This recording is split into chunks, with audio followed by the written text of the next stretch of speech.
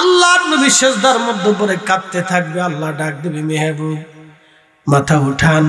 নবীজি মাথা উঠায় না, বলে হুজুর কাঁদেন কেন? বলে ইয়া রাব হাবলি উম্মতি, আমার উম্মতের উপায় কি হবে? আল্লাহ ডাক দেবে, মেহবুব বলা সাউফা ইউতিকা রাব্বুকা ফাতারদা, আমি আল্লাহ আপনাকে খুশি করার জন্য ওয়াদা করেছিলাম। মাথা উঠান, আপনি কাঁদবেন না, আপনি যা চান দিয়ে দিলাম। আপনার উম্মত নিয়ে আপনি আগে জান্নাতে চলে যান। এখন বলেন যে এতিমের হক মেরে দিয়ে খাইলো, সে নবীর সামনে কোন চেহারা নিয়ে দাঁড়াবে? কি আশ্চর্য!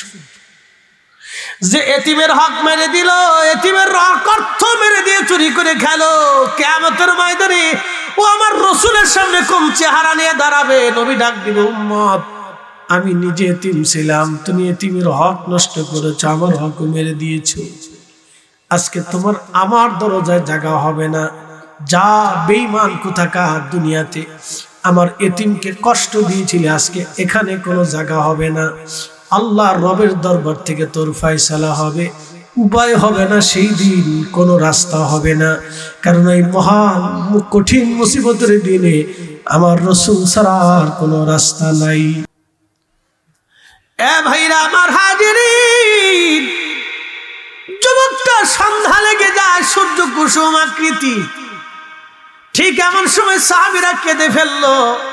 বাদীদেরকে ডাক দিয়ে বলে, বাদীরা তোমরা তোমাদের মামলা উঠাও, নতুবা আজকে ওমর নবীর একজন বুজুর্গ সাহাবীর বিরুদ্ধে রায় দিয়ে দিবে। আবু যর গিফারি আজকে মারা যাবে। কারণ হযরত ওমরের আদালত এত কঠিন আদালত, হযরত ওমর কারো চেহারা দেখে ফয়সালা করে না। দাও তোমরা মামলা উঠাও। বাদীরা বলে, না বাবা হত্যার ফয়সালা ছাড়া আমরা যাব না। হযরত ওমর বলেন, আবু যর তোমার আসামি কোথায়? আবু যর বলেন, ইয়া আমিরুল মুমিনিন, আমার মন বলে যুবক ফিরে আসবে। ঠিকই সূর্য ডুবে ডুবে যাবে, এমন সময় যুবক দৌড়ায় দৌড়ে আসে, হাঁপাচ্ছে, দৌড়ায় দৌড়ায়া সালাম দিয়ে বলেন, ইয়া আমিরুল মুমিনিন, আমি এসে গেছি।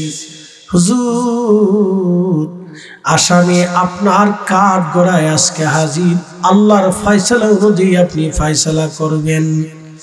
আবু যর গিফারি, হযরত সাহাবী রাসূল, আপনাকে আমি 3 দিন বড় পেরেশানির মধ্যে কষ্ট দিয়ে ফেলছি। হুজুর আমি আমার ভাইয়ের হক মিটাইয়া, পরিবারের হক মিটাইয়া আমি ফিরে চলে আসছি, আমার আর কোনো চিন্তা নাই, আল্লাহর ফয়সালা অনুযায়ী আপনি আমাকে ফয়সালা করে দেন। হযরত ওমর চোখের পানি ছেড়ে দিয়ে কেঁদে দিলেন, আহা আজকে আমানতওয়ালা একটা ছেলে দুনিয়ার থেকে বিদায় হয়ে যাবে। সমস্ত প্রাণী, সমস্ত তামাম সৃষ্টি আল্লাহকে সিজদা দেয়, কিছু মানুষ আল্লাহকে সিজদা দেয় না। তার মানে বোঝা গেল সৃষ্টির মধ্যে এমন কোন সৃষ্টি নাই যে সৃষ্টি আল্লাহকে আল্লাহ বলে না মানে। কিন্তু এই মানুষের ভিতরে একমাত্র মানব জাতি এবং জিন যারা আল্লাহকে আল্লাহ বলে মানতে চায় না। প্রিয় ভাই আমার, ভালো করে শুনে যাবেন। প্রশ্ন হলো কেন মানে না? আল্লাহ আত্মাকে সৃষ্টি করলেন, তামাম রূহকে সৃষ্টি করার পর আল্লাহ বলেন, আলাস্তু বিরাব্বিকুম, আমি কি তোমাদের রব নই? সেদিন আমরা বলেছিলাম বালা, হা আপনি আমাদের রব, আপনি আমাদের লালন পালন করনেওয়ালা, আপনি আমাদের রিজিক দেনেওয়ালা, আপনি আমাদের হায়াত দেনেওয়ালা, আপনি আমাদের মৃত্যু দেনেওয়ালা, আপনি আমাদের অস্তিত্ব দেনেওয়ালা। গোয়ালাবাজাবাসী, সেই দিন আমরা আল্লাহকে মানলাম, কিন্তু আজ আমরা আল্লাহকে ভুলে গেলাম। কারণ কি? কোন কারণে আমরা বললাম? এই জন্য আল্লাহ বলেন, ইয়া আইয়ুহাল ইনসান, হে মানব জাতি, মা গররাকা বিরাব্বিকাল কারীম, কিসে তোমাকে আমি আল্লাহ থেকে জুদা করলো বলো? কিসে তোমাকে আমি আল্লাহ থেকে জুদা করলো বলো? গোয়ালাবাজারবাসী, প্রিয় নবীজির দোলনার ভিতরে হযরত আব্বাস বলেন, ইয়া রাসূলুল্লাহ, ছোট্টকালের একটা ছোট্ট দৃশ্য দেখে আমি কালেমা পড়েছি। বলেন চাচা যান কি দৃশ্য দেখেছিলেন? আল্লাহর নবী ডাক দেয়া বললেন, চাচা বলেন তো কি দৃশ্য? বলে, নবীজি ছোট্টকালে একটা দৃশ্য, আপনি দোলনার মধ্যে ছিলেন, দোলনার ভিতরে আপনি ছিলেন, দোলনার ভিতরে ছিলেন। এই সময় আমি আপনাকে দেখতে গেলাম, পূর্ণিমার চাঁদ উঠেছে হুজুর। ওই সময় আমি একবার আপনার চেহারার দিকে তাকাই, আবার পূর্ণিমার চাঁদের দিকে তাকাই। আপনি এত সুন্দর আগে কখনো কল্পনা করতে পারি নাই। মানুষ কি করে এত সুন্দর হয় ইয়া রাসূলুল্লাহ, ইয়া হাবিবাল্লাহ, নবীজি মানুষ এত সুন্দর কি করে হয় নবী গো? হুজুর আমি আশ্চর্য হলাম, আপনি চাঁদের দিকে তাকে কেঁদে ফেললেন নবীজি। আবার দেখি আপনি হাসেন, লক্ষ্য করলাম আপনার কচি হাত যেদিকে লাড়তে লাগলো আকাশের চাঁদ আপনাকে দুলে দুলে দুলে দুলে আপনার হাতের ইশারায় দুলতে লাগলো, ঘুরতে লাগলো। আল্লামা ইমাম বাইহাকি তার দালাইলের মধ্যে বলেন, দালাইলুন নবুওয়াতের মধ্যে তিনি লিখতেছেন, প্রিয় নবী বললেন, চাচা যান আমি দৃশ্য, চাচা যান আপনি ঠিক দেখেছেন, ভুল দেখেন নাই। চাচা বলল, নবীজি আমি এই দৃশ্য দেখেছিলাম। আল্লাহর নবী বললেন, চাচা যান আমি ছোট্টকালে দোলনার ভিতরে ছিলাম, দোলনার ভিতরে থাকার কারণে আমি একাকিত্বের কারণে মন খারাপ হয়ে গেল, আমার জননী মা আমার থেকে দূরে চলে গেল, আমি কান্না করে দিলাম। ঠিক তখনই আকাশের চাঁদ আমার সালাম দিল, আসসালাতু আসসালামু আলাইকা ইয়া রাসূলুল্লাহ। আকাশের চাঁদের সালাম শোনার সাথে সাথে আমি নবী সেই দিন মুস্কি হাসি দিলাম। একবার জোরে বলবেন কি মারহাবা? আরে গোলামাদের বাসী, প্রিয় নবী ডাক দিয়ে বলেন, চাচা যান আপনি ঠিক শুনেছেন, চাঁদ আমার সালাম দিল, সালাম দেওয়ার সাথে সাথে আমি সালাম শুনে হেসে দিলাম। এবার আপনাদেরকে প্রশ্ন করি, জবাব দিবেন। যেই নবী আকাশের চাঁদের সালামের আওয়াজ শুনতে পারে, সেই নবী আমরা সালাম দিলে, এখান থেকে সালাম দিলে মদিনার থেকে শোনার ক্ষমতা আছে না নাই? এই কথাই যখন আমরা বলি তখন আমরা বেদাতি, আমরা মাজার পূজারি, আমরা ভণ্ড, আমরা শিরিক করতেছি। আরে বেটা কানা, রসুলের মহান মুজিজায় যদি তোমার বিশ্বাসী না থাকলো তাহলে বোঝা গেল তুমি নবী মানতে পারো নাই। হযরত আবু বকর ব্যবসায় চলে গেলেন সিরিয়া, বর্তমান সিরিয়া, জর্দান, লেবানন, এই অঞ্চলটাকে বলা হতো শাম, এই অঞ্চলটাকে শাম বলা হতো, শাম। এই শামে প্রচুর পরিমাণে ফসল হতো, এই ফসল বিভিন্ন আরবের বিভিন্ন জায়গায় ছড়িয়ে যেত। ভাই এই ফসল আনার জন্য, ব্যবসা করার জন্য মক্কার মানুষ চলে গেল সিরিয়াতে। আল্লাহর নবীর সাহাবী আবু বকরও সিরিয়ায় চলে গেলেন। রাত্র গভীর ঘুমিয়ে পড়েছেন, স্বপ্নের ঘরে দেখতেছেন আকাশের একটা চাঁদ এবং একটা সূর্য হযরত আবু বকরকে কোলের মধ্যে চলে আসছে। আকাশের চাঁদ এবং সূর্যকে আবু বকর চাদর দিয়ে জড়িয়ে ধরলেন, চাদর দিয়ে কোলের মধ্যে জড়িয়ে ধরছেন চাঁদ আর সূর্যকে। চিন্তে আশ্চর্য হয়ে গেলেন, ব্যাপার কি? এমন স্বপ্ন জীবনে কোনোদিন দেখলাম না, আজকে আকাশের চাঁদ আর সূর্য আমার কাছে চলে আসছে। সকালবেলা পাদ্রীর কাছে গেলেন, পাদ্রী রে আমি কালকে আশ্চর্যজনক স্বপ্ন দেখলাম, বলো এই আশ্চর্যজনক স্বপ্নের তাবির কি হবে? মনে রাখবেন স্বপ্ন দেখা ভালো, খারাপ স্বপ্ন দেখলে বাম দিকে 3 বার থুতু ফেলবেন, আউযু বিল্লাহি মিনাশ শাইতানির রাজিম বলে ডান কাঁধে ঘুমাবেন।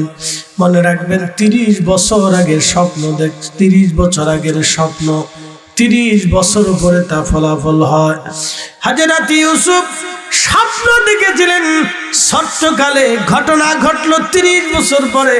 আকাশের চাঁদ এবং সূর্য 11টা নক্ষত্র তারা এসে সেজদা দিচ্ছে।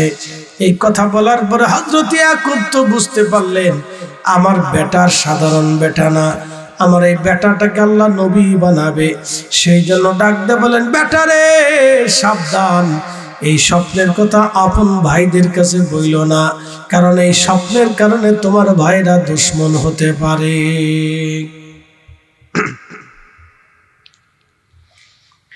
এই জন্য আপনার কাছে কি পরিমাণ সম্পদ আছে আপনি কারো কাছে বলবেন না, কারণ সম্পদের কারণে মানুষ দুশমন হয়। কথা ঠিক আছে কিনা? সম্পদের কারণে মানুষ দুশমন হয়ে যায়। এই জন্য আপনার কাছে কি পরিমাণ সম্পদ আছে আপনি কারো কাছে বলবেন না। ভাই আমার, সাইয়েদনা হযরতে ইউসুফ আলাইহিস সালাম স্বপ্ন দেখলেন বহু বছর আগে, স্বপ্নের ফলাফল বহু বছর পরে। হযরত আবু বকর স্বপ্ন দেখলেন, স্বপ্ন দেখার পরে আবু বকর পাত্রীর কাছে গেলেন। পাত্রী স্বপ্ন শোনার পর, কি আবু বকর? বলে হ্যাঁ। তোমার বাড়ি কি মক্কা? বলে হ্যাঁ। তুমি কি কুরাইশি? বলে হ্যাঁ। আবু বকর ডাক দিয়ে বলে, পাত্রী তুমি আমার পরিচয় কেমনে জানো? পাদ্রী ডাক দিয়ে বলে, আবু বকর রে, তাওরাত জবুরে যেমনে লেখা আছে সেমনেই পাইছি। একসাথে বলবেন আল্লাহু আকবার। না না, আরো জোরে বলেন আল্লাহু আকবার। হযরত আবু বকর বলেন, পাদ্রী স্বপ্নের তাবির বলে দাও। পাদ্রী ডাক দিয়ে বলে, আবু বকর তোমাদের দেশে একজন নবী আসবে, বাবার নাম আব্দুল্লাহ, মায়ের নাম আমেনা, তিনের নাম মুহাম্মদ, কুরাইশি, হাশিমি, হাশিমি, হাশিমি বংশ। আবু বকর উনার থেকে শ্রেষ্ঠ চরিত্রের আর কেউ হবে না, ওনার বংশের মতো শ্রেষ্ঠ বংশ আর কেউ হবে না, ওনার পরিবারের মতো শ্রেষ্ঠ পরিবার কেউ হবে না, ওনার মতো দামি আর কেউ দুনিয়াতে হবে না। আবু বকর স্বপ্ন তুমি যদি দেখেই থাকো তাহলে শোনো, তুমি হলো ওই নবীর প্রথম খলিফা। ওই নবীর প্রথম খলিফা, তোমার আগে কেউ খলিফাও হতে পারবে না। আমি তাওরাত জবুর ইনজিলে যেমনে লেখা, আবু বকর রে আমি ওইভাবেই তোমারে জানাইলাম। আল্লাহু আকবার। যুবক ডাক দে বলে, আমিরুল মুমিনিন আমার একটা উট ছিল, উটের একটা বাচ্চা হয়েছে, বাচ্চাটাকে আমি খুব আদর করি, ভালোবাসি। দেখবেন কারো যদি একটা গরুর বাছুর হয়, বাচ্চা হয়, তাহলে দেখবেন সে মালিকটা বাচ্চাটারে কোলের মধ্যে নিয়ে বসে থাকে, আদর করে, ওরে গোসল করায়, ওরে খাওয়ায়। ঠিক আছে না? হুজুর আমি আমার উটের বাচ্চাটাকে বড্ড আদর করি, কিন্তু যেই বৃদ্ধটাকে আমি মেরে ফেলছি, ওই বৃদ্ধ খেজুর বাগানে আমার উটের বাচ্চাটা খেলতে খেলতে গেছে। বৃদ্ধ একটা পাথর মেরেছিল, পাথরের আঘাতে আমার উটের চোখ বের হয়ে গেছে।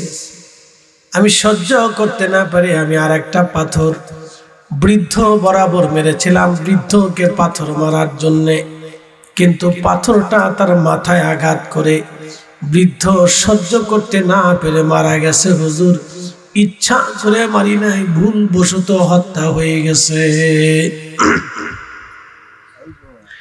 আমিরুল মুমিনিন ভুলবশত হত্যা হয়ে গেছে। আমিরুল মুমিনিন ভুলবশত খুন হয়ে গেছে। হযরত ওমর বললেন, বেটারে তুমি ইচ্ছা করে মারো আর অনিচ্ছায় মারো, তোমার দ্বারা হত্যা সংঘটিত হয়েছে, আল্লাহর ফয়সালা অনুযায়ী আমি তোমাকে মৃত্যুদণ্ড দিলাম। যুবক ডাক দে বলল, আমিরুল মুমিনিন আল্লাহর ফয়সালাটাকে আমি মাথা পেতে মেনে নিলাম, আল্লাহর শাস্তি। হুজুর আমাকে তো মৃত্যুদণ্ড দিবেন, কিন্তু 3টা দিন আপনি আমারে জামিন দেন। বলে, বেটারে 3টা দিন জামিন দিয়ে তুমি কি করবা?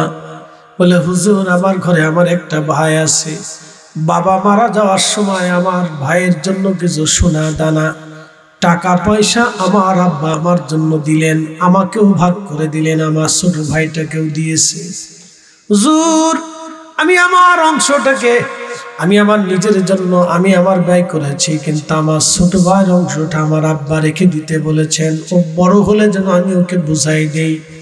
হুজুর এই সোনা দানা টাকা পয়সা আমি আমার ছোট ভাইয়ের জন্য যেটা রেখে দিয়েছি, এটা মাটির মধ্যে একটা স্থানে আমি আমানত রেখে দিয়েছি। হুজুর আমি আমার ভাইয়ের জন্য আমানত রেখে দিয়েছি, ইয়া আমিরাল মুমিনিন, আমি ছাড়া ওই খবর কেউ জানে না। আমাকে যদি আপনি হত্যা করেন, জামিন না দেন, তাহলে আমার ভাইয়ের হক নষ্ট হয়ে যাবে। একবার জোরে বলা যাবে আল্লাহু আকবার। আল্লাহর নবী ডাক দিয়ে বলে, সাহাবীরা রে, কিয়ামতের আলামত তোমরা শুনে যাও। একটা আলামত হচ্ছে ওয়াদাউল আমানা, আমানত নষ্ট হয়ে যাবে, আমানত মরে যাবে। সন্তান বাবা মার আমানত রাখবে না, বাবা মা সন্তানের আমানত রাখবে না, ভাই ভাইয়ের আমানত রাখবে না, বন্ধু বন্ধুর আমানত রাখবে না। আমানতের খেয়ানত চরম পর্যায়ে চলে যাবে। এত দূর পর্যায়ে আমানতের খেয়ানত চলে গেল। ভাই আমার, একটু শুনে যান। কুকুরের 6টা 8টা 10টা করে বাচ্চা হয়। জীবনে কোনো কুকুর দেখবেন বাচ্চা রেখে পালিয়ে যায় না। বিড়ালের 2টা 3টা করে বাচ্চা হয়। কোনো বিড়াল তার বাচ্চা রেখে পালিয়ে যায় না। পাখিদের 4টা 5টা করে বাচ্চা হয়। কোনো পাখি বাচ্চা রেখে পালায় না। মুরগির বহুগুণ 8টা 10টা 20টা করে বাচ্চা হয়। কোনো মুরগি বাচ্চা রেখে পালায় না। গাভীর 1টা 2টা বাচ্চা হয়। কোনো গাভী বাচ্চা রেখে পালায় যায় না। কিন্তু এই মানুষের ভিতরে কিছু মানুষ আছে, তার সন্তান রেখে দিয়ে অন্য পুরুষের হাত ধরে বহু নারী পালায়া চলে যায়। এমনও পুরুষ আছে, বাপ আমার বন্ধু, বিয়ে হলো, স্বামী স্ত্রীর তালাক হয়ে গেছে, একটা বাচ্চা হলো।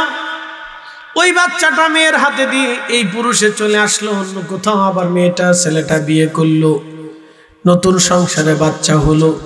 এই বাচ্চার দেখাশোনা করে, কিন্তু আগের বাচ্চা যেটা, এই বাচ্চার ভরণ পোষণ, খাবার দাবার, টাকা পয়সা এই পুরুষ আর কিছুই দেয় না, খোঁজ খবরও নেয় না।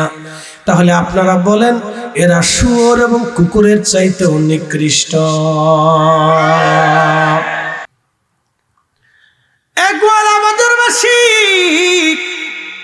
আমানত কি জিনিস সেখান থেকে শিখে যান। একটা ভাই ভাইয়ের জন্য আমানত রাখলো, মৃত্যুর কাঠ করে দাঁড়ায়া, তো কার আদালত? হযরত ওমরের আদালত। পৃথিবীতে রাসূলের আদালতের পরে 4 জনের আদালত একবারে নিষ্কলঙ্ক আদালত ছিল। একজনের নাম হযরত আবু বকর, আর একজনের নাম হযরত ওমর, আর একজনের নাম উসমান, আর একজনের নাম হযরত আলী। পৃথিবীতে আমার রাসূলের আদালতের পরে এই 4 জনের আদালতের মতো এমন সুন্দর, একেবারে নিষ্কলঙ্ক আদালত পৃথিবীতে আজও পর্যন্ত কোনোদিন গঠন হয় নাই। ইমাম মাহদীর আগে কেউ পারবে না। কি কথা কন না কেন? আল্লাহ রাসূল বলেন, ফাআলাইকুম বিসুন্নতি, তোমরা আমার আদর্শ মেনে চলবে, ওয়া সুন্নাতিল খুলাফায়ে রাশিদিন আল মাহদীন, আমার খুলাফায়ে রাশিদিনের সুন্নাত তুমি মেনে চলবে। আমার খুলাফায়ে রাশিদের সুন্নাত মেনে চলবে। আমার খুলাফায়ে রাশিদের সুন্নাত তোমরা মেনে চলবে। আমার সুন্নাত মানবে, আমার খুলাফায়ে রাশিদের সুন্নাত মানবে। এই মুসলমান, ভালো করে শুনে যাবেন হাজিরিন আমার, প্রিয় ভাই আমার, বোঝাটা অত্যন্ত জরুরি, জানাটা অত্যন্ত জরুরি, শিখাটাও অত্যন্ত জরুরি। নবী বললেন, কিয়ামতের অপেক্ষা করো, যখন আমানত নষ্ট হয়ে যাবে। আজকে মুসলমানদের মধ্যে কোনো আমানত নাই। আগের যুগে এরকম সুদ আর কিস্তি এরকম কিছুই ছিল না।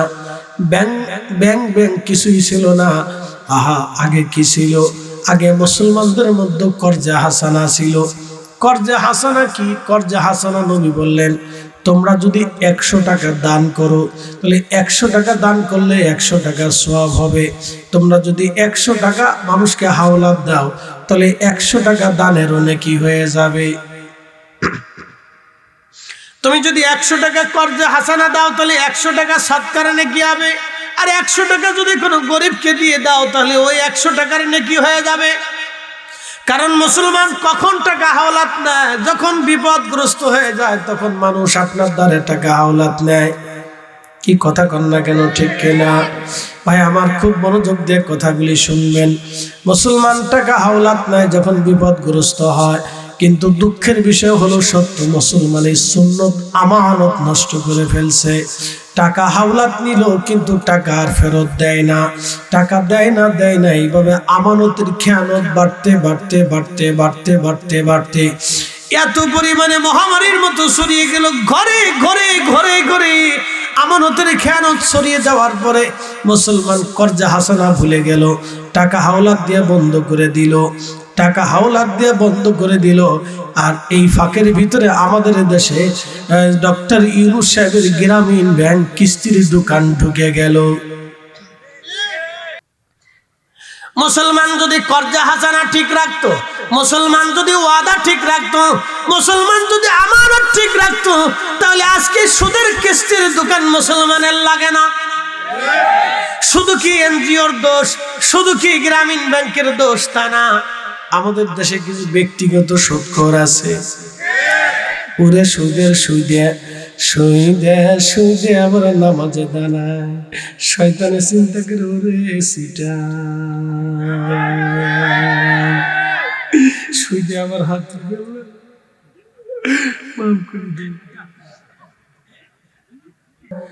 আমানতের খেয়ানত যখন আসলো তখন কিস্তির দোকান চলে আসলো, সুদওয়ালা আসলো, বললো 1 লাখ টাকা নিবি, অসুবিধা নাই, কিন্তু লাভ দিবি কত? কেউ 20,000 নাই, কেউ 25,000 নাই, কেউ 10,000 নাই, 23 সুদ নেয়, চক্রা করে সুদ নেয়। ভাই আমার, কত বড় ভয়াবহ, কত বড় মারাত্মক। আল্লাহর নবী বলেন, উম্মত রে, সুদ মানুষকে ধ্বংস করে দেয়, সুদ মানুষকে ধ্বংস করে দেয়, সুদ গরিবকে আরো গরিব বানায়া দেয়। সুদ গরিবকে গরিব বানায়, ধনীকে ধনী বানায়। সুদ গরিবকে আরো গরিব বানায় দেয়, ধনীকে আরো ধনী বানায় দেয়। কিন্তু তোমরা কর্জা হাসানা দাও। আল্লাহর নবী কর্জা হাসানায় উম্মতকে উদ্বুদ্ধ করলেন, কিন্তু এই উম্মত এই সুন্নতটাকে একেবারে ছেড়ে দিল। আর উম্মত কর্জা হাসানা নেওয়ার পরে এটা আমানত সুন্দর করে ফেরত দিবে, কিন্তু উম্মত আমানত নষ্ট করে ফেললো, যার কারণে কিস্তি নামক গজব আমাদের মাথার উপরে চেপে বসলো, কিস্তি নামক গজব আমাদের মাথায় চেপে বসলো। সুন্নাত হারিয়ে ফেললাম, নবীর আদর্শ থেকে দূরে চলে গেলাম, যার কারণে জাতিগতভাবে গজব আমাদের মাথায় চেপে গেল। হাজির অনেক লম্বা ওয়াজ। হযরত ওমর ডাক দিয়ে বলেন, বেটা রে, 3 দিনের জামিন তুমি চাও, কি করবা? বলে, হুজুর আমার একটা ছোট্ট ভাই আছে, ভাইয়ের জন্য আব্বাজান কিছু সোনা দানা টাকা পয়সা রেখে গেছে আমার কাছে আমানত, আমি একটা বাক্সের ভিতরে ভরে মাটির নিচে পুঁতে রাখছি, হুজুর আমি ছাড়া কেউ জানে না। ইয়া আমিরাল মুমিনিন, আমাকে 3 দিনের জামিন দিবেন, একদিন ফিরে যেতে লাগবে আর একদিন আসতে লাগবে, মাঝখানের দিনটা আমি আমার ভাইকে সহ আমার পরিবারের সবাইকে সবকিছু বুঝাই দিয়ে আমি চলে আসবো। হযরত ওমর ডাক দিয়ে বলেন, বেটা রে, তুমি যে ফিরে আসবা তার প্রমাণ কি? কে তোমার জিম্মাদারি নিবে? কে তোমার জামিনদার হবে? দেখো মদিনার মধ্যে কেউ তোমার জিম্মাদারি নাই কিনা। এই মদিনাতে তোমার কি কোনো আত্মীয় স্বজন আছে? বলে, না, তা নাই। তাহলে তোমার কে জিম্মাদারি নেবে রে? দেখো তোমার মধ্যে কেউ জিম্মাদারি নাই কিনা। যুবকটা সব সাহাবীদের চেহারার দিকে তাকাইলেন, দেখলেন নবীজির একজন সাহাবী, বুজুর্গ সুফি সাহাবী, তার নাম হযরত আবু যর গিফারি। তিনি জাহিদ সাহাবী ছিলেন, দুনিয়া বিরাগী সাহাবী। আগামী মুহূর্তের জন্য কোনো খাবার তিনি জমা রাখতেন না, একই জুব্বা দিয়ে সারা জীবন কাটিয়ে দিয়েছেন, মানুষের মেলে তেমন বসতেন না, নির্জনে নিবৃত্তি ইবাদত করতেন। সাহাবীরা বিচার দিলেন, ইয়া রাসূলুল্লাহ, আপনার আবু যর নির্জনে নিবৃত্তি ইবাদত করে, আমাদের মজলিসে তেমন আসে না। প্রিয় নবী বলেন, আমার আবু যরকে তার স্থানে থাকতে দাও, তাকে একাই থাকতে দাও, সে একাই মারা যাবে, কিন্তু আমার আবু যরের জানাজায় বহু মানুষ উপস্থিত হবে, একবার জোরে জোরে বলা যাবে কি মারহাবা।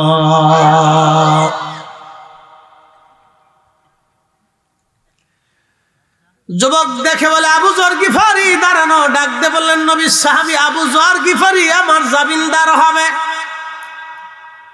হযরত ওমর ডাক দিয়ে বলেন, আবু যর, আপনি কি এই যুবকের জিম্মাদারি নেবেন? হযরত আবু যর বললেন, হ্যাঁ আমিরুল মুমিনিন, এই যুবকটাকে আপনি ছেড়ে দেন, আমি তার জিম্মাদারি নিলাম। হযরত ওমর বললেন, বুঝেন আবু যর, এই যুবক যদি ফিরে না আসে তাহলে মামলার বিধান অনুযায়ী, যেহেতু বাদীরা মামলা দায়ের করেছে, তারা বিচার চায়, যদি যুবক ফিরে না আসে তাহলে এই যুবকের হত্যার ফয়সালা আপনার উপরে বর্তাবে, আমি কিন্তু আপনার উপরে মৃত্যুদণ্ড বহাল করে দেব। ইসলামের আইন কত সুন্দর ছিল, ভোগীযোগী করার কোনো সিস্টেম নাই। হযরত আবু যর বলেন, আমিরুল মুমিনিন, আপনি ছেড়ে দেন, তাকে জামিন দিয়ে দেন। জাহিদ সাহাবী, দুনিয়া বিরাগী সাহাবী, নবীর দরবারের একজনই জাহিদ সাহাবী, তিনি আবু যর গিফারি। আহারে, খুব অত্যন্ত দামি সাহাবী ছিলেন, কিন্তু প্রথম জীবনে গিফারি বংশের মানুষ ডাকাতি করত মরুভূমিতে, অনেক বড় ডাকাতি করত। তারা গিফারি বংশের মানুষরা ডাকাতি করত, খুন খারাপি করত, কিন্তু আমার রসুলের সহবতে এসে আজকে সোনার মানুষে পরিণত হয়েছে। কি চমৎকার জীবন ব্যবস্থা নবীজি রেখে গেলেন, সাহাবীরা হাতে কলমে দেখায় দিলেন, তোমরা দেখো, আমরা পৃথিবী শাসন করেছি, আমরা দুনিয়া শাসন করেছি, ধুলার তথ্যের মধ্যে বসে দুনিয়া শাসন করেছি। এই জন্য নবী বলতেন, আল খালাফাতু সালাসুনা সানা, 30 বছর খেলাফত চলবে। আমার এই 30 বছর খলিফা যারা দুনিয়ার খেলাফত চালাবে, এদের মতো আর কোনোদিন কোনো খলিফার জন্ম হবে না, পৃথিবী এইভাবে আর কখনো শাসন হবে না। একবার জোরে জোরে বলা যাবে আল্লাহু আকবার। কষ্ট হচ্ছে আপনাদের? সিন্নি আসেনি তো, স্বার্থ হচ্ছে, অসুবিধা নেই। এলে কিন্তু বাচ্চারা বসে রয়েছে, লড়াচড়া দেয় না, জানে যে লড়াচড়া দিলেই তো পাবো না, স্বার্থ আছে, দরকার। এটা বড়শির আধার, বড়শি দিয়ে মাছ মারেন না, বড়শির ভিতরে কিছু খাবার টাবার দিতে হয় না, এইটা হলো আধার। হাজিরিন গো, বাজারবাসী ভালো করে শুনবেন।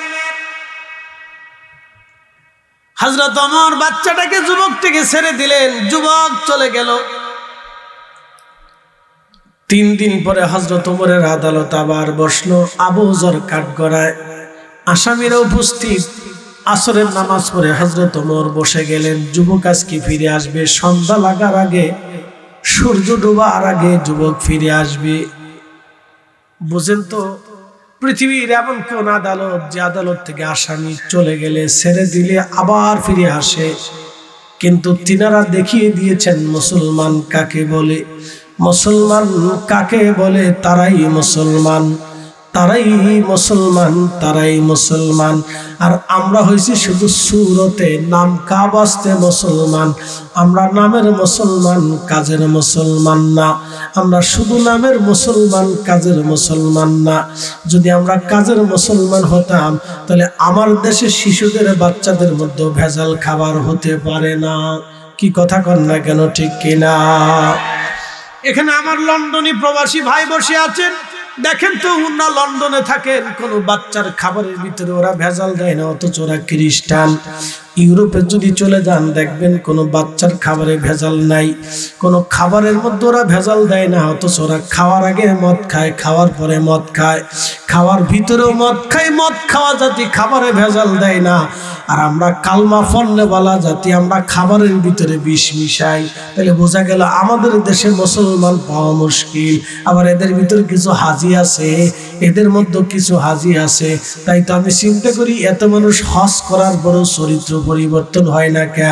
এরা আসলে মূলত যারা খাবারে ভেজাল দিয়ে পয়সা কামাই করে, অন্যের জমি দখল করে চান্দাবাজি করে যারা পয়সা জমাই করে, যারা অন্যের মাথায় বাড়ি দিয়ে পয়সা জমা করে, যারা অন্য রাষ্ট্রের সম্পদ লেংরা খানা বোবা খোরা, আর অভাগা বিধবা আর বৃদ্ধদের টাকাগুলি মেরে মেরে যারা কোটি কোটি টাকার মালিক হয়ে যায়, আল্লাহর কসম করে বলি, আল্লাহর কসম করে বলি, কাবা শরীফের গিলাফ দিয়েও যদি কবরে পাঠান খোদা মাফ করবে না, কারণ এরা গরিবের হক নষ্ট করে কবরে চলে গেছে।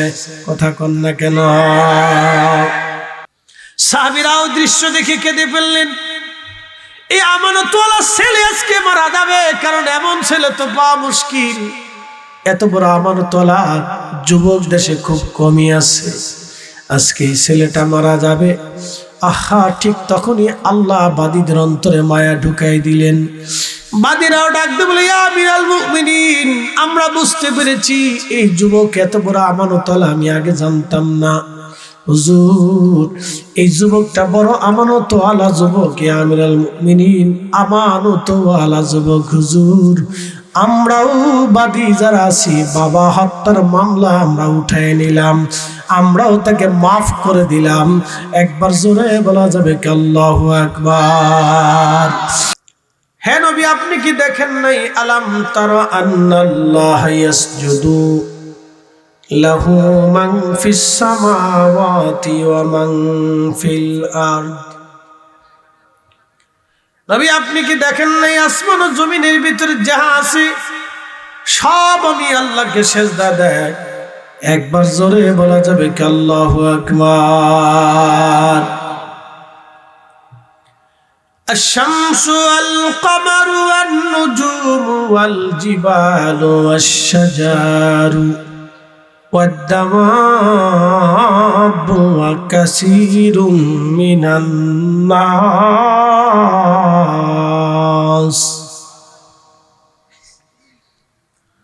ও হাবিব, সূর্য আমাকে সিজদা দেয়, চাঁদ আমাকে সিজদা দেয়, নক্ষত্র আমাকে সিজদা দেয়, পাহাড় আমাকে সিজদা দেয়, গাছ আমাকে সিজদা দেয়, দাওয়াব तमाम প্রাণীকুল আমাকে সিজদা দেয়। ওয়া কাসীরুম মিনান নাস, মানুষের মধ্যে কিছু মানুষ আমাকে সিজদা দেয় এবং কিছু মানুষ সিজদা দেয় না। প্রিয় উপস্থিতি, রব্বুল আলামিন আমাদেরকে মুসলিম হিসেবে কবুল করেছেন। এটা আমাদের জীবনের অনেক বড় পাওয়া। আল্লাহ আমাদেরকে মুসলমান বানিয়েছেন। আদম সফিউল্লাহ আলাইহিস সালাম থেকে ঈসা রুহুল্লাহ পর্যন্ত বহু নবীরা গত হয়েছে, বহু নবীরা চলে গেছেন। কোন নবীর উম্মতকে আল্লাহ আমাদেরকে বানাননি। পৃথিবীর বৃদ্ধকালে আল্লাহ শ্রেষ্ঠ নবীর উম্মত হিসেবে আমাদেরকে পছন্দ করেছেন, আমাদেরকে শ্রেষ্ঠত্ব দিয়েছেন। যত নবী আসছেন, যত নবীদের উম্মত এসেছে, সব নবী এবং উম্মত থেকে আল্লাহ আমাদের মর্যাদাকে বাড়িয়ে কুনতুম খায়রা উম্মাহ করেছেন। কোরআনে আল্লাহ বলেন, তোমরা সৃষ্টির শ্রেষ্ঠ জাতি। তা'মুরুনা বিল মা'রুফ, তোমরা মানুষদেরকে ভালো কাজের দাওয়াত দিবে। ওয়া তানহাউনা আনিল মুনকার, খারাপ কাজ থেকে তোমরা মানুষদেরকে ফিরাবে। আল্লাহ আমাদেরকে ভালো কাজের দিকে উদ্বুদ্ধ হতে বললেন এবং খারাপ কাজ থেকে মানুষদেরকে ফিরাইতে বললেন। তারই ধারাবাহিকতায় আজকের এই মাহফিল, শুধু মাহফিল আজকে থেকে না, সমস্ত নবীদের জামানাতে এরকম মাহফিল হতো। নবীরা মানুষদেরকে এইভাবে দাওয়াত দিতেন। আজকের এই পরিধিতে এই সিস্টেম মতো হতো না। সেই সময় হয়তো কোনো বাজারে কোনো কারিয়ার ভিতরে তিনি সবাইকে দাওয়াত করে ডাক দিয়ে একত্রিত করে তিনারা দাওয়াত দিতেন যে, হে মানুষেরা, আমি আল্লাহর প্রেরিত নবী, আল্লাহ এই আদেশ দিয়েছেন, তোমরা এগুলি মানো। কেউ মানতো, কেউ মানতো না, তো অধিকাংশই মানতো না। আমাদের এই উপমহাদেশের ভিতরে 25 জন নবী আলাইহিমুস সালামের মাজার আছে, সেটা সিরহিন্দ শরীফে। পূর্ব পাঞ্জাবের সিরহিন্দি হযরত শাইখুনা ইমামুনা মুজাদ্দিদ আল ফসানি সিরহিন্দি ফারুকি ভূমি আছে। ওনার এখানে 25 জন নবী এবং 3 জন রাসূলের মাজার আছে। তাদের কারো উম্মত একজন ছিল, কারো উম্মতই ছিল না। এবং 100 বছর দাওয়াত দেওয়ার পরে অনেকে মানত না, মানছিল না। ওই জনপদের অনেক এলাকায় আল্লাহ ধ্বংস করে দিয়েছিলেন। সাইয়েদনা হযরত মুজাদ্দিদ আল ফিসানি সিরহিন্দি রাস্তা দিয়ে যাওয়ার সময় ওই মাজারের টিলার পাশ দিয়ে যাওয়ার সময় উনি দেখতেন যে ওইখান থেকে আল্লাহর নূর বের হয়ে যাচ্ছে। এটা দুনিয়ার চোখ দিয়ে দেখা যায় না, এটা আত্মার চোখ দিয়ে দেখতে হয়। এটার চোখ আলাদা, এটার মেধাও আলাদা, এটার জ্ঞানও আলাদা, বিদ্যাও আলাদা। এই বিদ্যার অধিকারী ছিলেন আল্লামা সাহেব কেবলা ফুলতুলি রহমতুল্লাহ। এই বিদ্যার অধিকারী ছিলেন 360 জন আল্লাহর ওলি। এই বিদ্যার অধিকারী আল্লাহর ওলিরা ছিলেন। আমাদের এই বিদ্যাটা নাই। আমরা সাধারণত বই দেখলে পড়তে পারি, না দেখলে পড়তে পারি না। আমাদের দুনিয়াবী বিদ্যা আমরা গ্রহণ করেছি, এটা আমাদের বিদ্যা। কিন্তু ওনাদের আরেকটা বিদ্যা ছিল, ইলমুল কালব বলা হতো, কালবের বিদ্যা, আত্মার আধ্যাত্মিক বিদ্যা। এই বিদ্যা দিয়ে তিনি দেখলেন এবং নবী আলাইহিস সালামের সাথে তিনি রুহানি ভাবে কথা বললেন। ওই জায়গাটাকে তিনি শনাক্ত করলেন এবং সংরক্ষণ করলেন। আজও সেখানে মানুষ জিয়ারতে যায়। এখনো মানুষ সেখানে সেরহেন্দে গেলে ওই নবী আলাইহিস সালামদের মাজার জিয়ারত করতে যায়। শত শত বছর ধরে নবীদের মাজারকে এখনো সংরক্ষণ রাখা হয়েছে। ব্রিটিশরাও ভাঙে নাই, ভারত সরকারও ভাঙে নাই, নবাবী আমলেও ভাঙে নাই, সালতানাত আমলেও কেউ ভাঙে নাই। আজও পর্যন্ত সেটা অক্ষত আছে। ইতিহাসকে কেউ ভেঙে দেয় না, ইতিহাসকে সংরক্ষণ করতে হয়। দেখেন আজও পর্যন্ত এত কাফেরের দেশ, কিন্তু কেউ ভাঙে নাই, সেটা রেখে দিয়েছে, সংরক্ষণ করে রাখছে। একসময় মানুষ আসবে, এটা জিয়ারত করবে, দেখবে, বুঝবে যেখানে নবীরা ছিলেন। প্রিয় উপস্থিতি, ভালো করে কথা শুনবে। আল্লাহ রাব্বুল আলামিন আমাদেরকে তামাম জাতের মধ্যে শ্রেষ্ঠ জাত বানাইলেন। একসাথে বলা যাবে সুবহানাল্লাহ। কি জাত? শ্রেষ্ঠ জাত। কিন্তু এই শ্রেষ্ঠ জাতের ভিতরে এমন কিছু নিকৃষ্ট মানুষ আছে যাদেরকে গণনার ভিতরে রাখা যায় না। এই শ্রেষ্ঠ জাতি পৃথিবীর নিকৃষ্ট কাজ করে। কুকুরে কুকুরে মারামারি হয়। জীবনে দেখেন না এক কুকুর আর এক কুকুরকে মেরে ফেলে দিছে। মানুষে মানুষে মারামারি হইলে এক মানুষ আর এক মানুষকে মেরে ফেলে দেয়। কথা ঠিক আছে কিনা? সামান্য টাকার জন্য অপহরণ করে মানুষকে হত্যা করা হয়। বুঝেন আপনি? বিড়ালে বিড়ালে মারামারি হয়, কিন্তু আজও পর্যন্ত দেখেন নাই এক বিড়াল আর এক বিড়ালকে হত্যা করে। কিন্তু মানুষ মানুষে মারামারি করলে এক মানুষ আর এক মানুষকে হত্যা করে, খুন করে, সামান্য স্বার্থের জন্য খুন করে। একটা মোবাইলের জন্য হাইজাকার একজন মানুষের শরীরে ছুরি ঢুকাই দিয়ে মানুষ মারা যায়, একটা ছোট্ট মোবাইলের জন্য। প্রিয় উপস্থিতি, পৃথিবীতে কোনো পশু পাখি প্রাণীদের সতর্ক করার জন্য আল্লাহ কাউকে পাঠান নাই। কারণ পশুরা অটোমেটিক ভাবে আল্লাহর পক্ষ থেকে জেনেই, তারা বুঝেই আল্লাহকে স্মরণ করে। এমন কোন সৃষ্টি নাই যে সৃষ্টি আল্লাহর জিকির না করে উইদাউট মানুষ। মানুষকে জিকিরের কাতারে বসানোর জন্য কত নবীরা আসছে, কত ওলিরা আসছে, তারপরে কেউ বসে কেউ বসে না। কথা ঠিক আছে না? এই মানুষকে জিকিরের মজলিসে বসানোর জন্য কত নবী ওলিরা আসছে, তারপরে কেউ মানে কেউ মানে না, কেউ বসে কেউ বসে না। কিন্তু বাগানের এমন কোন গাছ নাই যে গাছ আল্লাহর জিকির না করে। নদীর এমন কোন মাছ নাই যেই মাছ আল্লাহর জিকির না করে। সাগরের এমন কোন মাছ নাই যেই মাছ আল্লাহর জিকির না করে। পৃথিবীর এমন কোন প্রাণী নাই যেই প্রাণী আল্লাহর তাসবিহ না করে। সৃষ্টির এমন কোন সৃষ্টি নাই যেখান থেকে জিকিরের আওয়াজ না আসে। শুধুমাত্র মানুষই জিকির করে না।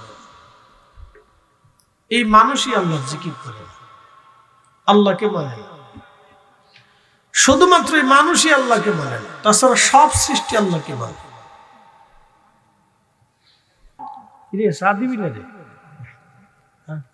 3 ঘন্টা আগে চা কথা একটু চালে তোরা চা যে হুজুর মরে যাকে এটা করিস। দেখছিস রং চা দিলে শরীরে একটু জুস লাগে, তাহলে মনে হয় যে আমি মরে যেতেছি। আমরা দেশের অবস্থা হচ্ছে কি জানে, বাপে যখন খুব অসুস্থ হয়ে যায়, হসপিটালে নিয়ে যাওয়ার পরে মেয়ে, আত্মীয় স্বজন, ভাতিজা, ভাগ্নে, চাচা, ভাতিজা, বিয়ে শাদী যা আছে, আম নিব, জাম নিব, কলা, কাঁঠাল, লেবু, পেঁপে, এরপরে কবুতর জবাই দিব, গরু নিব, গরুর কলিজা, খাসির কলিজা, এরপরে মুরগা সুরগা কত কিছু রান্না বান্না করে লয়ে যায়, হসপিটালে নিয়ে সাজাই থুয়ে দেয়। মায়ের কাঁদে, ও আব্বা, আব্বা গো তোমার লেগে কবুতর রান্না করে আনছি রে আব্বা, তুমি কথা কও না কে আব্বা, ও আব্বা। বাপে চিন্তা করে ওরে বড়া পড়া, জিন্দা থাকতে আনলি না, এখন মরার সময় নিয়ে আসছে। বাঙালি যে কি এক অদ্ভুত জাতি, আমি মাঝে মধ্যে চিন্তা করি ওরে জাতির জাতি। মানুষ মরে গেছে, জানাজার নামাজের কোনার দ্বারা কেলকেলে আসে, এতেই জাতি। নামাজ কালাম পরে কবর টবর দিয়ে মান কিছু খায়, বিড়িটা রেখে খুব টেনশন গেছে রে, বিড়িটা টান দিয়ে টেনশনটা ছাড়া মাথাটা পাতলা হয়েছে, বুঝতে পারছেন? এলেই মুসলমান। 500 টাকা দিলে সারাদিন ধরে খালি কয় বদনা বদনা বদনা বদনা, 500 টাকা দিলে কলস মার্কে ধাম করে মেরে দিচ্ছে। 500 টাকা দিলে আদালতে মিথ্যা সাক্ষী পাওয়া যায় বাংলাদেশে, কোন ব্যাপারই না।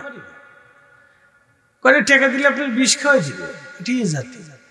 আগেও বুঝে না, পরেও বুঝে না, ডাইনেও বুঝে না, বামেও বুঝে না, কোনো হিসাব কিতাব নেই, খুব মারাত্মক। এই ডাইন বাম কিছু হিসাব করে না। সিলিতে কান লয়ে গেছে, কানে হাত দিবে না, সিলের পিছিয়ে দৌড়ে। সিলেতে কান লইতে পারে না, এই চিন্তা মাথাতে আসবে না, কানে হাত নিতে সিলের পিছিয়ে দৌড়াবে, সিলে কান লইয়ে গেল। খুব মারাত্মক। এই জন্য শিক্ষা মানুষকে যে কত উপরে তুলে দেয় হিসাব নেই। শিক্ষা মানুষকে অনেক কিছু শিখায়। আমাদের দেশের ছেলেরা শিক্ষা লেখাপড়া করে না, ইন্টারমিডিয়েট পাস করার পরে বলে কি করবি, যেই দেশে পড়ালেখা করলে চাকরি হয় না, ও দেশে থাকি লাভ নেই, বিদেশে চলে যাবে। বলে কি করবি, বলে ওই দেশে যা কাজ করবি। তো চিন্তা করে সে এসএসসি পরীক্ষার সময় থেকে সে চিন্তা করে যে আমি বিদেশে যাব, বিদেশে যে কাজ করব। তাহলে বুঝে গেল আগামীর দেশ আমাদের জন্য অন্ধকারে নিমজ্জিত। সবাই চিন্তা করবে যে দেশে পড়ালেখা করে চাকরি হয় না, চাকরি নেই, ব্যবসা নেই, কর্ম নেই, কাজ নেই, তো কি করবে, চলে যাবে। কিন্তু দুর্ভাগ্য, আপনি যা দেখেন পৃথিবীর উন্নত দেশের নারীরা পর্যন্ত কাজ করতেছে, তারা উদ্যোক্তা হয়, খামার করে, কৃষি খামার করে, বহু ধরনের কাজ তারা করে, ছোটখাটো ব্যবসা করে, নানান ধরনের শিল্প উদ্যোক্তা, নিজেদের কাজ নিজেরা করতেছে। আর আমরা দেশের বেটিরা ঘরের ভিতরে বসে বসে খালি চিন্তা করে যে শাশুড়ির ঘর থেকে কেমনে বের করা যায়। এই আসতে কলকা ধরে বলেন, এই চিন্তা ছাড়া বেটিদের কোনো চিন্তা মগজে নেই।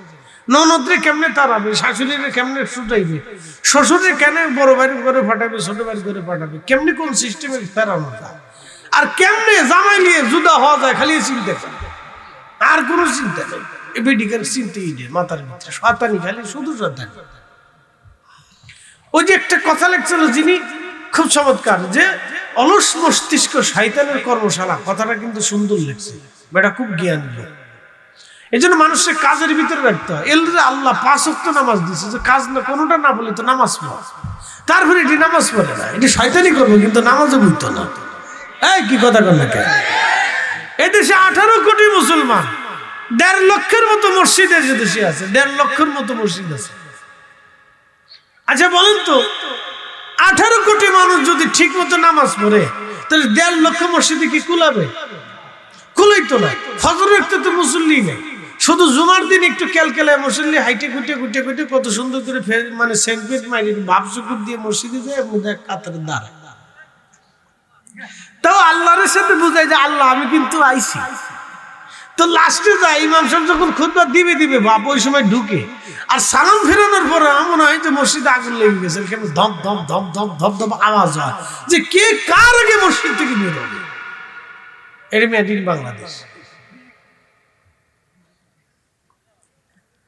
আমি ভাবতাম যে বাংলাদেশের মুসলমানের মতো মুসলমানই হয় না, এখন দেখছি না আসলে কথা সত্য, বিরাট মুসলমান, সুদী মুসলমান, এটা ঘুষে মুসলমান, এটা সিটারি মুসলমান, এটা বাটপাড়ি মুসলমান, এখানে বাঁশ দেওয়া মুসলমান। উপকার করবেন ও আপনারা ঠুক ঠক করে আজকাল বাঁশ ঢুকে দিচ্ছে। না, এই দেশের মুসলমান উপকারের কোনো প্রতিদান বুঝেই না, থ্যাংক ইউ বুঝে না, থ্যাংকস ইউ বুঝে না, ধন্যবাদ বুঝে না, শুক্রিয়া বুঝে না, এটা কৃতজ্ঞতা নেই।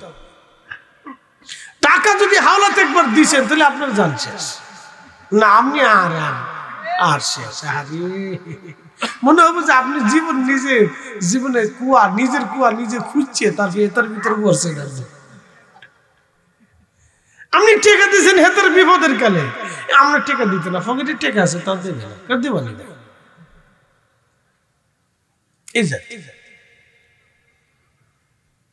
দোকানে বাকি খাইলে ওই দোকানের সামনে তার জীবনে যায় না, আর যাইতো না। অন্য দোকানের সাথে খাতির করে কয়েকদিন কিনে কেটে আবার ওই দোকানতে বাকি খাই আবার আর এক দোকানে যায়, সেই দোকানের লোকে ভাও দেয়, কয়েকদিন কিনে কেটে আবার কদ্দুর বাকি নেয়, আবার আর এক দোকানে যায় ভাও দেয়। ভাবতাম এদেশের মুসলমান মানে খুব সাক্কা পাক্কা মুসলমান, পরে দেখি না, না আসলে সাক্কা পাক্কা না, খুব মারাত্মক। তেলের গাড়ি তেলে চলে, হাওয়ার গাড়ি হাওয়ায় উড়ে, বিনা তেলে চালায় গাড়ি নবী সুলাইমান। আমরা সেই মুসলমান, আমরা সেই মুসলমান। হযরত ওমরের জামানাতে লোকেরা এক যুবককে ধরে নিয়ে আসছে। হযরত ওমর ডাক দিলেন, যুবকের অপরাধ কি? এখনকার মতো এরকম আদালত ছিল না। ওরে বাপরে বাপ, কি আদালতের আদালত! 30 বছর ধরে জমির মামলা চলে। আমার বুঝার যে একটা জমির মামলা 30 বছর ধরে চলবে কেন? আমার একটু বুঝান তো যে কোন সূত্রে 30 বছর ধরে মামলাটা চলবে? মামলা চালাইতে চালাইতে বেটা বুড়ো হয়ে গেছে। কি কথা কন না কেন? মামলা চলতে চলতে বেটার দাড়ি পেকে গেছে, দাঁতও পড়ে গেছে, জমি বুঝতে পাইলে উড়ি মামলা। আমি মাঝে মধ্যে চিন্তা করি, বাপরে বাপরে কি মামলা! হ্যাঁ, বেটার দাঁত পড়ে গেছে, চুল পেকে গেছে, ফুলারে মামলা ধরছে, ফুলাগেরও চুল পেকে গেছে, 40 বছর চলে গেলে এক মামলা। হারে জিন্দিগি আদালতে দৌড়াইতে দৌড়ে তোর জিন্দিগি শেষ, বয়স শেষ, যৌবন শেষ হয়ে যায়, জমি পেয়ে। আরে মামলা রে, কি দেশে বাস করে আপনি চিন্তা করেন। মাঝে মধ্যে আমি হাসি, আরে খোদা, এটা কোন দেশ? জমি নিয়ে এক ভাই আরেক ভাই খুন করে ফেলতেছি। হ্যাঁ, আসতে কোনকে জোরে বলেন। আরে ভাই, একই নসলে, একই রক্তে, একই মায়ের পেট থেকে দুনিয়াতে আসছে, একই বাবার নসল থেকে দুনিয়াতে আসছে। সামান্য একটু জমির লিগে ওদের একটু কোনাত পেয়েছে, ওটার একটু কোনাত। আমরা দেশে বিডিগের কথা কইলাম, পুরো মিনিস্টার হোম মিনিস্টার নাম দিচ্ছেন, হোম মিনিস্টার। এতে খালি পিন মারে, খালি এমন গ্যাসের যে চুলারে আগুন বাড়ায় না, আগুন জ্বালানোর পরে হেতে গেলে এমনি বাড়ায়। কি বাপের কথা না, বাস ফেরাত করে কেন্দ্রে দিচ্ছে, ভেড়াত করে কেন্দ্রে দিচ্ছে। বেটিকের কান্দার সময় লাগে না, আবার হাসতেও সময় লাগে না। ইস, ভেড়াত করে কেন্দ্রে দিচ্ছে। জমি হলো আমার বাপের, কাঁদে আমার বউ। কি মায়ের মায়া, বাপরে বাপ! বেটিটার জীবনে আমার কোনোদিন দাওয়াত দিত না, কি হুজুর আইয়ে আমার শুরু করে দিচ্ছে না। বাংলাদেশের অবস্থা তো ভয়ানক। আমি বললাম কি, অধিকাংশ নারীরা অসুস্থ, মানসিক অসুস্থ। বলে হুজুর এটা কেন বললেন? এদের জ্বালায় ফ্যামিলি কোনোটা যে সুস্থ আছে আমার জানা নেই। এই আসতে কলকে জোরে বলেন। কোন ফ্যামিলি যে সুস্থ আছে আমার জানা। মাদ্রাসায় পড়ছি হেবেডি বোরকা পরে টিকটক করে লাসে। আমি চিন্তা করি এটা কি পাগলের দেশে বাস করি নাকি? হ্যাঁ, তাল খুঁজে পাই না, কোন তাল পাই না। এটা কি মাদ্রাসা ভাই? কি বোরকা তৈরি করছে? কি বোরকার বোরকা? বাপরি বাপ লাইসতেছে। আবার কোন মেয়েটি দেখি বোরকা পরিয়ে টিকটকের ভিতরে গায় আমি হুজুর নিয়ে হুজুর বিয়ে করতে চাই। আরে শতান, তো টিকটকে বোরকা পরিয়ে হুজুর নিয়ে হুজুর বিয়ে করবো শতান। উরে সুটটা কোথাকার লুচির ঘরে লুচি।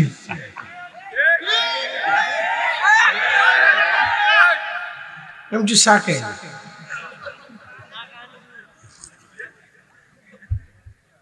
না, দেশ ধ্বংস হয়ে যেতেছে তো। বোরকার ইজ্জত আর নাই। কি কথা কর না কেন? আগে বোরকার কত সম্মান ছিল। কোন নারী পর্দা করলে মানুষ তারা সম্মান করতে যে ওই মেয়েটা পর্দা করে। কথা ঠিক আছে না? বোরকার ইজ্জত একবারে শেষ করে দিয়েছে। বোরকার ইজ্জত নাই না। বোরকার একটা সম্মান ছিল আলাদা। মুসলমানরা একটা আলাদা প্রায়োরিটি দিত যে নারী বোরকা পরে পর্দাশীল চলে, লাজুকতায় চলে, ভদ্র নারী, ভদ্র পরিবারের সন্তান। এটা যদি এটা করে তো সমস্যা। মাদ্রাসার উপরে মানুষের অনেক বড় একটা আস্থা ছিল যে মেয়েরা মাদ্রাসায় বলে আলেমা হবে, তাদের থেকে জাতির পুনর্গঠন হবে, সন্তান তৈরি হবে। সেই সন্তান আবেদ হবে, জাহেদ হবে, নেককার হবে, নীতিবান হবে, আদর্শ বলা হবে। বেডি যদি টিকটক করে তো বলা ওই বোরকা পরে টিকটক করবো।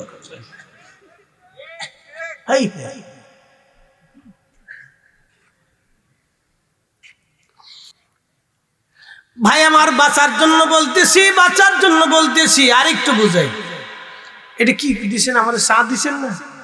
আচ্ছা, যদি এটা মদ দিতেন আর আমি এটা খাইয়ে ওয়াজ করতাম, এখানে যুদ্ধ লেগে যেত না?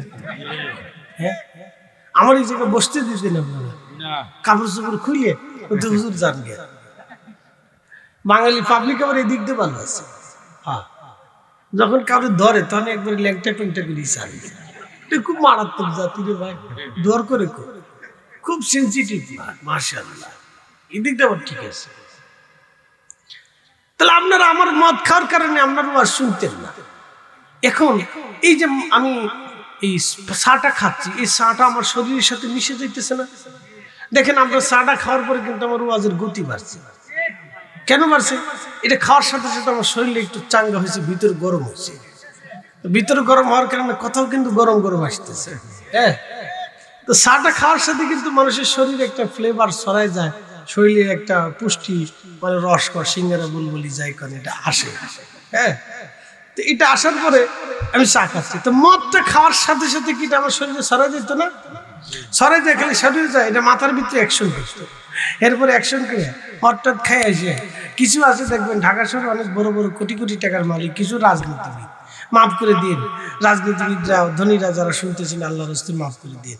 অনেকে তা খাইয়ে টেয়ে শেষে আইসে ফুলারে কয় বিয়ে ভালো আছেন বিয়ে, আর ফুলা খাইতে আসে কা বাপরে কয় এই ভাই কেমন আছেন ভাই। কি কথা ঠিক আছে? লাল বালি ছাড়া তো ঘুম আসে না, পেলা চিনতে।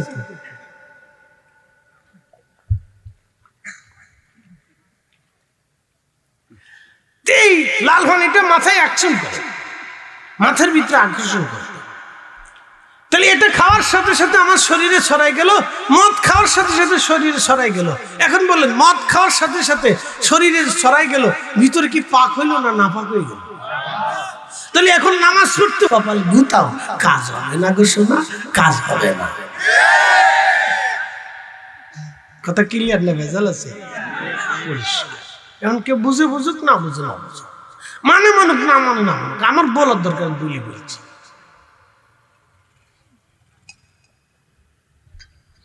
আচ্ছা বলেন তো, আগের মানুষ সুদ খাইতো না, তাতে কি তারা মরে গেছিল? না, একটু কম খাইছে, এই তো। আপনি 2-3 বেলা খান, তাতে বেশি খাইতে পারেন।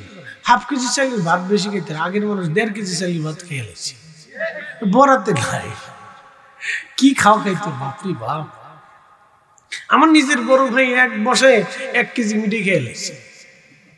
এক বছরতে খেয়ে ফেলছে। আমার মাগুর এক দোস্ত আছে, নাম হলো টাইগার। এক বছর 36টা রুটি খেয়েছে। দোস্ত আরো খাইতে পারতাম। ও খাও।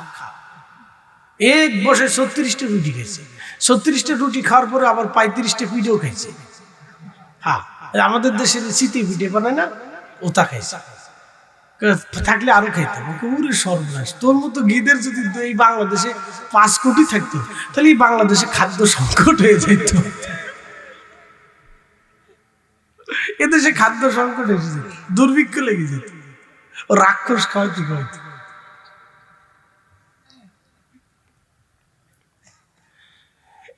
শুনে যাবেন হাজিরিন, আমি কথাগুলি যদিও আপনাদের রসিকতার সাথে বলতেছি, কিন্তু কথা সত্য। তেলের গাড়ি তেলে চলে, হাওয়ার গাড়ি হাওয়ায় উড়ে, বিনা তেলে চালাই গাড়ি নবী সুলাইমান, আমরা সেই মুসলমান। কালেকশন আছে না? পোস্টার কে দিছে এবছর? মাহবুব রহমান মিজান শেখ দিয়ে দিছে পোস্টার। পোস্টার হয়েছে না? পোস্টার হয়েছে? কেউ বাকি আছে? শেষ পর্যায়ে কেউ বাকি আছে নি? প্যান্ডেল ম্যান্ডেল বাকি আছে? মাইক বাকি আছে? কি বাকি বলেন তো, বলতে হইব। বাকি আছে, উঠবেন না। হ্যাঁ, শুধু প্যান্ডেল হয়েছে, মাইক বাকি আছে। মিন ক্বাবলি আইয়াতিয়া আহাদাকুমুল মাউত, মৃত্যু আসার আগে আল্লাহর পথে ব্যয় করবেন। মাইকটা কি আছে?